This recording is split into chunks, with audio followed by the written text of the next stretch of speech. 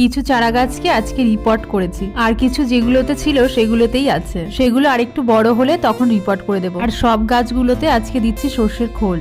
আপনারা যারা ছাদ বাগানের দেখভাল করেন বা ছাদ বাগানের যত্ন নেন তারা সর্ষের খোল সম্পর্কে অনেকেই অনেক কিছু জানেন। যারা জানেন না বা আমার মতো শুরুর দিকে, তাদের জন্য এই ভিডিওটি খুব ইউজফুল হবে। আর তাদের কথা ভেবেই আজকে আমার ভিডিওটি করা। আমার বাড়ির সকলে ছাদ বাগানের যত্ন নিলেও আমি কিন্তু তার প্রথম দিকে। সর্ষের খোল গাছের দ্রুত বৃদ্ধিতে সাহায্য করে, গাছের শিকড়কে শক্ত করতে সাহায্য করে। যদি কোনো গাছের ফুল ক্রমাগত ঝরতে থাকে তাহলে সেই ফুল ঝরা কমায় ও ফলন বাড়ায়। মাটির উর্বরতা বৃদ্ধি করে, পাতা হলুদ হওয়া কমাতে সাহায্য করে। খোল যদি গুঁড়ো অবস্থায় দেন তবে সেটি মাটিতে দেওয়ার পর অবশ্যই জল দেবেন। আর একটা দেওয়া যায়, সেটি হচ্ছে জলের মধ্যে ভিজিয়ে তার জলটি দেওয়া, সেটি সবচেয়ে বেস্ট হয়। এক্ষেত্রে এক মুঠো সর্ষের খোল 5 লিটার জলে 24 ঘন্টা ভিজিয়ে রাখতে হবে। তারপর সেই জলটিকে ছেঁকে নিয়ে গাছের গোড়ায় দিতে হবে। সপ্তাহে 1 দিন বা 10 দিনে একবারও দিতে পারেন। আমার কাছে সত্যি কথা বলতে অত সময় ছিল না, তার জন্য আমি কি করেছিলাম, গুঁড়ো খোল অল্প অল্প করে ছড়িয়ে দিয়েছিলাম। গুঁড়ো খোল ইউজ করার সময় কিছু সতর্কতা আপনাকে বজায় রাখতে হবে। খুব বেশি করে গুঁড়ো খোল গাছের গোড়ায় দেওয়া যাবে না, সেক্ষেত্রে বেশি দিলে গাছ পুড়ে যেতে পারে। আমি পার্সোনালি গুঁড়ো খোল দেওয়ার পর 2 দিন পর পর জল দিয়ে গোড়াটাকে নরম রেখেছিলাম। আর 2 দিন পর খোলটাকে মাটির সঙ্গে ভালো করে মিশিয়ে দিয়েছিলাম একটা কাঠির সাহায্যে। এতে করেও কিন্তু গাছগুলো খুব দ্রুত বৃদ্ধি পেয়েছে এবং গাছগুলো খুবই সতেজ হয়েছে।